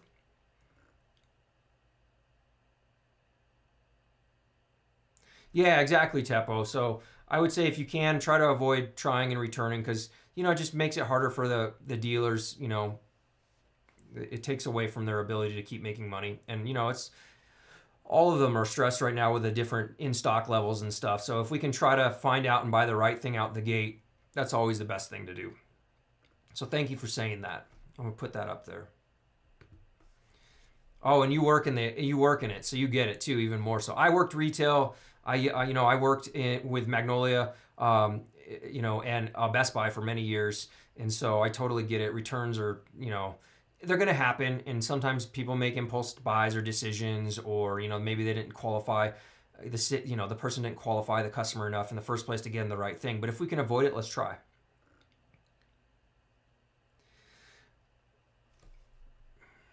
Johnson, yeah, I can tell you right out the gate, I already think that just in the short amount of time that I've had the Burson 3 times and the A90, because I had the A90 for so long, I've now moved that along to somebody else with the D90 in order to keep acquiring new gear, to review new gear. But I can tell you right now, just with early impressions, because the A90 was my reference amp forever, and the A90 is probably more detail forward in your face. So if you like that, like being pushed to you more, the A90 has that. But what the A90 doesn't have compared to the Burson is the depth of the stage. And so being able to listen to the music and like, it's not a wall of sound, if you will, like more like, you know, it's that stage is just kind of straight out in front of you. Whereas the Burson actually has more depth to the sound. And the Burson has more lower end impact as well and slam. And it also has a more natural tonality. So it's really a matter of preference. Some people like that really energetic, extremely detailed, give me the detail all forward. And that's what I think you're getting from the A90, you know, versus the Burson. So, but if it was up to me and which one I would own, I would probably say the Burson for sure. But also the A90 is a quieter amp with less measurable distortion. The Burson on high gain, there's a tiny bit of hiss. Just like kind of with a tube amp, you can hear a little bit of sound of a tube. So far, the Burson on high gain, you just hear a little bit of noise. So it's there. When you turn the music on, it's gone. You don't hear it anymore, but it's there. So, you know, if you're into measurements, if you're into really clean measuring, no noise floor, you know, detail push, then you could look at like a Phonitor XE or a Phonitor or an A90 or like, you know, something in the THX variants. But probably wouldn't be my personal preference for my listening, for enjoyment listening. So, thank you, Suib. Thank you, brother. You're awesome, dude. Thank you, my man. Appreciate your continued support, man. Seriously, that means a lot. I appreciate you. So Johnson, hopefully that answered your question now. And I will, and, you know, I'll talk about that next week when we do the live stream for my early impressions on the Burson. And I'll formulate that a little bit more. But you got it live, so that's my real take on it, you know, as of right now, early on. Yeah, a lot of people will say that once you hear DR, once you do hear, you know, the power of the Moog, you know, once you get that Mogwai in, you know, fed into your ears, or even the pendant, you know, a lot of people, the Phonitor to them is a moot point. Like, people don't want to use it anymore, right? Because you've now heard the power of tubes, and really excellent, well-designed tubes. You know, Justin and Amson Sound, they just do fantastic work. And, you know, the ZMF pendant tuned by Zach with Justin together in collaboration for ZMF headphones, it's just fantastic. And then you've seen the hints at, I think, coming basically that there's going to be, if you've seen headphones.com and Tyler's stuff, you've seen that there's going to be a headphone, possibly a headphones.com branded Mogwai, which is going to be cool. All right, how long have we been going for? All right, let's take a few more questions. You guys have just been fantastic, and I'm definitely willing to take some more questions if you guys have them. And thank you again for everybody that supported the chat and super chats. I appreciate you guys.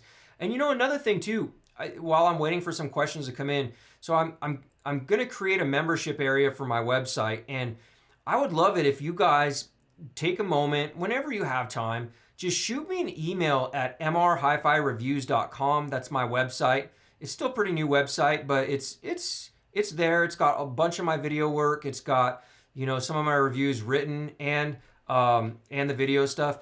And I would love it if you guys, you know, maybe drop me an email and just said, hey, this is what I would love to see from the community portion of your website. It's not going to be a forum, if you will. This is more so just like, you know, just kind of access with me directly and with a small community or large community when it grows to that of, you know, like-minded individuals in the audio world. So just think about what that would be. I've already got some ideas for it in mind, like discounts with manufacturers. So special codes for you guys to get discounts on product, as well as music, different music discovery, what I'm listening to, different stuff to listen for in tracks, as well as like when I get a piece of review gear, and then I end up selling it to get more review gear, you guys get the first crack at it with discounts on it. So there's some different ideas that I already have, as well as membership to my Discord, our Discord that we have, where you can talk live with a bunch of us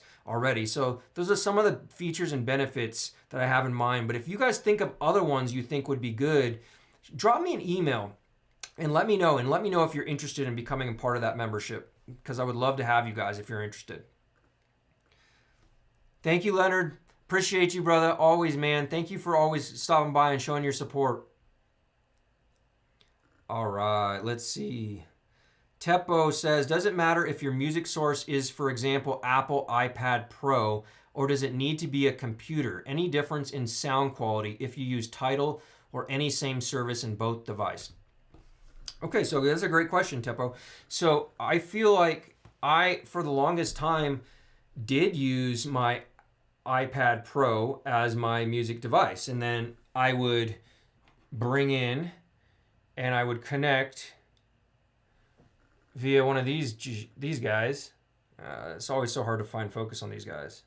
Anyways, the Apple dongle, right? And then I would connect that to maybe one of these guys, right? You know, I'd get that all hooked up, or I would connect it to another digital analog converter and push it into an amp.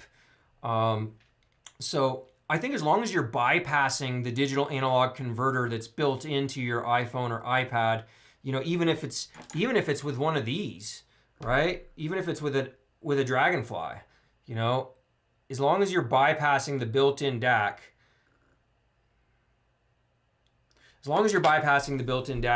within your iPad Pro or your iPhone or whatever your portable device is, I think you're going to get better quality of sound. Because keep in mind, the digital analog converters built into those devices, you know, they're not made for audiophiles like us that are trying to get the best quality sound. They're designed to do, you know, probably the least possible for what they can afford to be put in there. So in most cases, right? So I would say that's the first part of your question, I believe. So you should get great quality of sound as long as you're bypassing the internal DAC and running it into, you know, something that is designed for high-res audio. And then the next part of your question was, let me see here. Any difference in sound quality if you use your Tidal or any same service in both devices? Well, I mean, Tidal has a requirement to do MQA, which is such a pain, you know, because you have to have gear that is MQA certified and has all the ability to utilize MQA tracks, right? So that's kind of an annoyance in my opinion, and I wish that Tidal would just go to FLAC and just not mess with the whole MQA thing. So I mean, if you're doing Tidal, you probably should look at a device that's capable of doing MQA conversion, right? So most of iFi stuff will do it. The matrix-audio line that I have with Streamer built in, the Element X, the Element M, the Matrix i3 Mini Pro, they'll all do Tidal. And a lot of iFi stuff will do Tidal, especially, you know, in the higher price tiers. So, and then there's the Topping D90. There's an MQA version, you know. So a lot of stuff will do Tidal. So, but if you're listening to Tidal and you want the best sound quality, you probably should invest in that. There's some people that say there's no difference, but I would say spend the extra $100 and get something that does have the capability of Tidal as your main listening. Qobuz and Tidal and Amazon Music HD all sound terrific to me. They're all enjoyable. Qobuz is probably my favorite overall if we're talking just overall sound quality, and then also because it's just FLAC, and I would rather do FLAC if possible.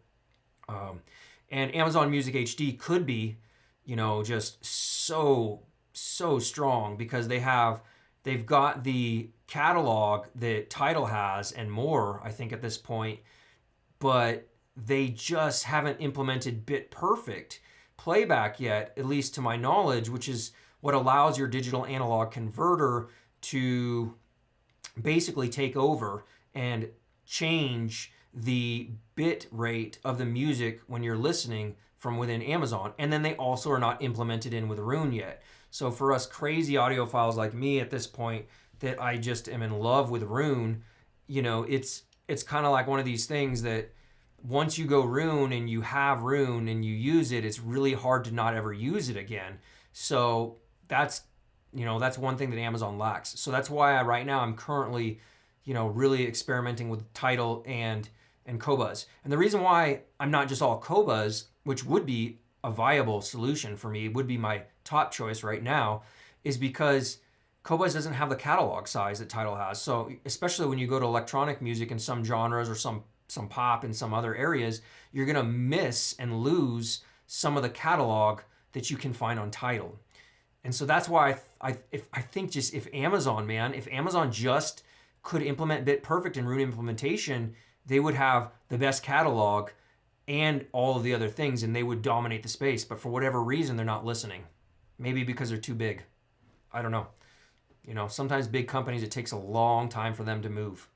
And the smaller streaming services get it, and they react quicker and they get it done. Let's see. What do you have your eye on currently for next headphone? If you could get your hands on anything you wanted. Oh, great question, Mark. Well, the Stellia was the one, and I got my hands on that, and boy, I'm glad. And that's probably what's going to be my streams for next week is the Burson 3 times. I'm going to do a live stream, early impressions on that, and then the live streams on the Stellia. So, man, that's a good question, man. I don't know. You know, I've heard so many now. You know, I mean, honestly, I would like to hear the Aria. It's not like a super expensive one, but, you know, comparatively to like some of the flagship stuff, but I would like to hear the Aria pretty soon here. You know, it's one I haven't heard, and I would like to hear it. I've heard the Ananda, and I know it's very similar, but in more detail and better staging from what my understanding is. But I think the Aria would be something I would like to hear very soon. So great question. Werner, good question. What upgrades do you get with the Elise Mark II versus the Echo 2? So you get a little bit more versatility as far as the impedance rating, I believe, slightly.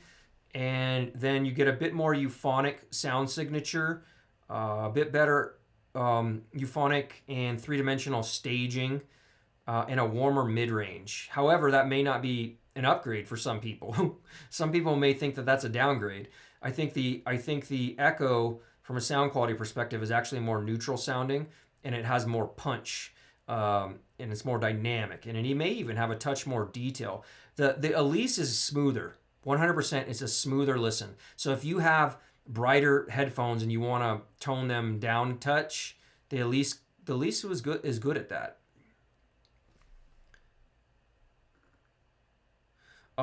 Good question, Last Rhino. It's just the stock tubes that came with it. So it's like a 5963. Man, I don't even know, man. I'll have to get with you offline and take a peek, because they're not very clearly marked, but they're just the ones that came from Bottlehead. I need to upgrade them. So if you guys got me some recommendations on some good tubes, drop me comments, not in the live chat, but in the video afterwards, on what I should pop into my Bottlehead crack. I'd love that, because definitely I'm always curious to get some optimal tubes for the Bottlehead.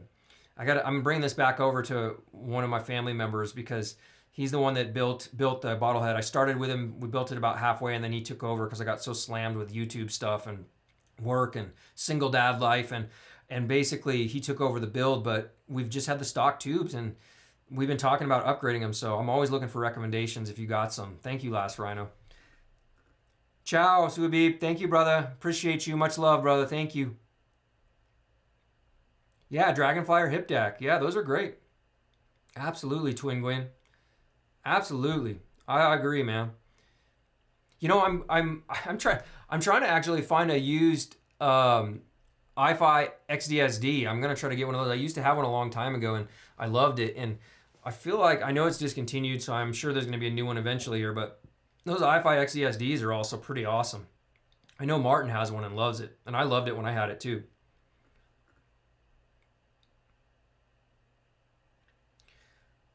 Oh, Shaw. Oh man. So yeah, it's a lot. I went into quite a bit of detail, but I can just give you a synopsis. But I would probably try to rewatch that portion, or as much as you can on that, because I went into more detail, even with pairings of headphones. But to give you a quick iteration, you know, because that's what I'm here for, man, is to try to be helpful. Is the Bottlehead crack is a more euphonic sound than the Echo. It's also a slower sound. It's got a little bit more I would say energy in the bass region. It's not quite as tight. It's it's a little wetter, right? The Echo version 2 is a little drier sound. It's more technical. It images better, and maybe its tonality is not quite as warm, if you will. I think those are the main things. If just a quick impression wise, there's more that I had earlier in the stream. So just if you can go back and check that out, I go into more detail. Oh, great question, Johnson. Well, that's a good question, man. It's hard for me to think to really know on that question because I think that the Burson could be there. It could be there, but I need more time with it to really figure that out. So I don't want to answer that prematurely. I will say I really enjoy the Asgard.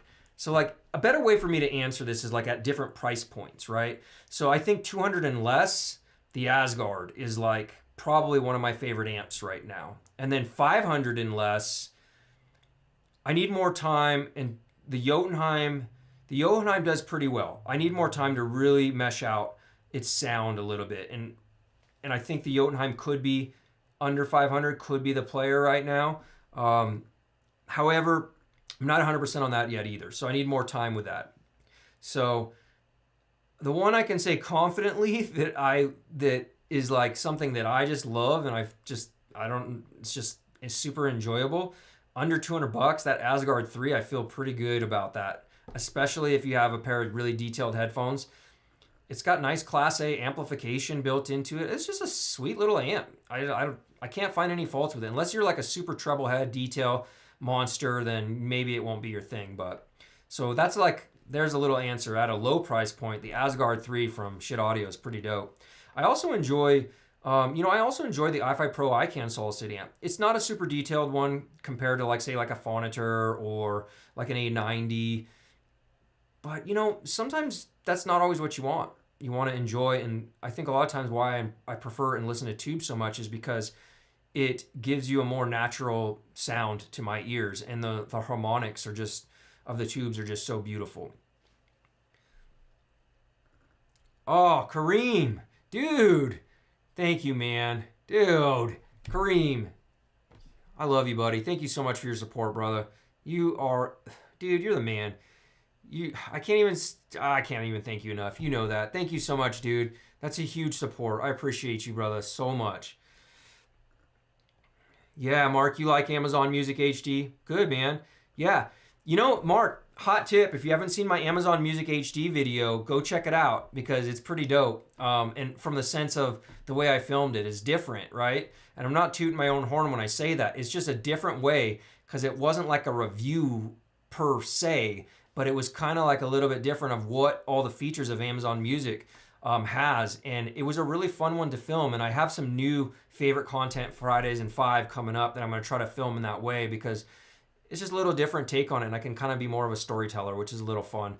But I do like Amazon Music. And if you haven't seen that video, one hot tip is use it through your TV and you get music videos. That's fun too. Tidal also gives you that. And that's also fun from Tidal. So when you're, maybe in your kitchen, you're cooking, if you got a TV, like I got a small little kitchen living room area that, I'll cook, and sometimes I'll put Tidal on the TV and listen to music through surround sound speakers. And it's pretty fun because you got music videos too. Last Rhino, I have not seen that video. To be honest, I don't watch a lot of other reviewers' videos. I try to support, obviously, my friends, like especially Tyler, always want to support him and check out his videos. And then I also watch Rizal's videos and the headphones.com crew because, they always support me. So, but I don't get too big into other reviewers' videos just from the sake of one, time, and then two, it's just, I try to also just not watch a lot of them so I don't have, some information that they provide leak into something that I am providing, So I want to make sure that what I'm saying is my opinion. So, but what does he say? You let me know. What is it? Is it good? Is it bad? What about a Euro plug? I think you can get a European plug for it. I mean, this amp is made in Poland. So if you're looking for a European, I would imagine you should be able to get that, Robber. Quinn, I don't know anything about the Hollow Spring 3 yet, but I'll check into that for you. You're so welcome, Shaw. Thank you, buddy. I'm happy to help, man. I'm glad you could join. Yeah, and check it out. Check it out. Hopefully you can get a little bit more from the rest of it.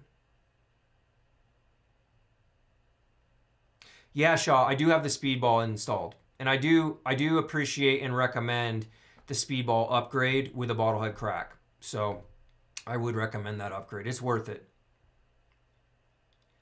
Oh, thank you, Robert, for the super chat, brother. Thank you, my man. Thank you for your support. Seriously, I can't tell you how much I appreciate you. Every time you guys do this, it helps me. It helps me to get new gear in to review, because a lot of times I'm using my own money to get this gear in. And then also it allows me to keep buying hard drive space, because, I mean, Martin will know, filming in 4K as much as you do, I'm going through like $1,000 in hard drive space every few months. It's pretty crazy, especially because, you know, I get these 20 terabyte drives, and 10 terabytes is RAID, right? And so it's backup. So, I mean, every time you guys support the channel and donate, it helps me to keep doing what I'm doing. And I appreciate you guys for that. Oh, dude, thank you again. Another super chat. Yeah, you should be able to get the Euro. I'm pretty sure you should be able to get the Euro plug for it, brother. It is manufactured in Poland. So I think if you were just to get it Feliks direct, they have a European website. If you just go directly to their website, in fact, here, I'll pull it up for you just to show you. Give me a hot second here. Help you out, brother. Let's see here. So if you were to go to pos.audio and their website right here, and this is their PL website here, so you got a European version right here, and you should be able to get everything you need right here. Okay, so if you go down here and you were to scroll over to, if I can get there, find their, well, I don't speak this, so it's going to be harder for me, but I think this is products.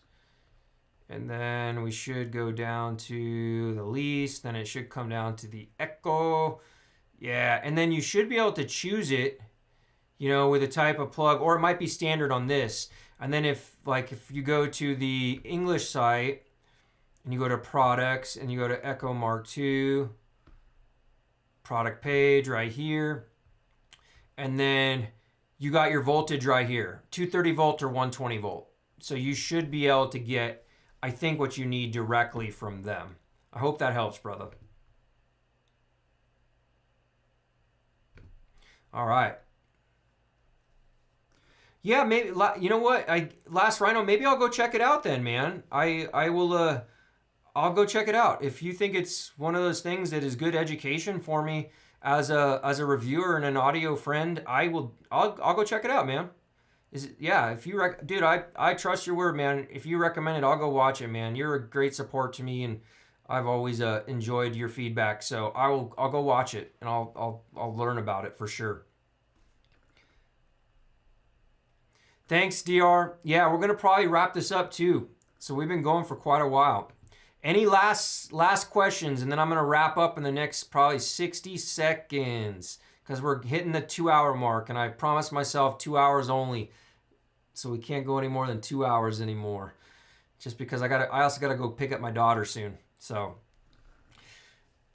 while I'm waiting for those last questions, again, just want to thank all of you. All of your support means everything to me, and all the likes you give me on the videos and the comments, and you know, some of you have been shouting me out on different forums and showing me loves on Headfi or the other different forums. Of course, I'm always on headphones.com forum, you know, and I just appreciate that heartfelt thank you, you know, and all the super chat support is a huge help. So I just want to keep thanking you guys. I can't thank you enough. I really do appreciate you. And if you guys were late to this stream, we covered today, you know, the sound of the Feliks Echo Mark II and how it compares to the Bottlehead Crack, how it compares a little bit to the Pendant. I talked about how it plays with 3 different Focal headphones, 2 ZMF headphones, as well as a little bit about the Rad Zero with it. And it's definitely worth going back and watching if you have the time. Hopefully we'll give you guys some education about this great amp.